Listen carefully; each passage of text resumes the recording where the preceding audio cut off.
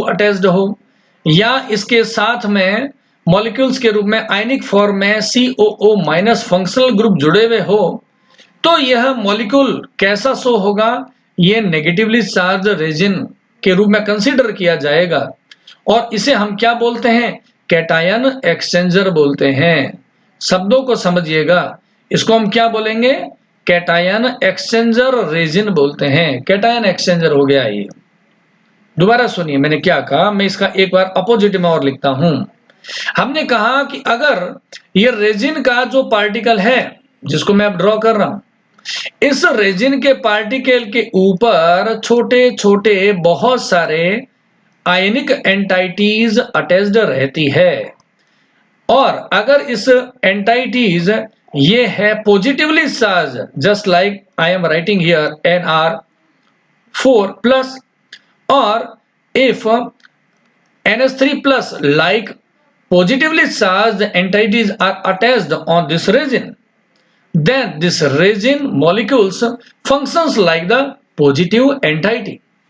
यानी कि हमने ये कहा कि ये जो रेजिन होता है यह दो टाइप की हो सकती है। पहला, जिसमें रेजिन के पार्टिकल्स कैसे हो? पॉजिटिव हो, और दूसरे क्या होते हैं? नेगेटिवली चार्ज है। इस ग्लास के कॉलम में हमें इमेजिन कर लेते हैं, एक बार के लिए इमेजिन करते हैं। देखिए यहां पर मैं गोला बना रहा हूं, ये जो रेजिन है इसमें हमने क्या भर रखे हैं? इसमें हमने भरा है एनायन एक्सचेंजर।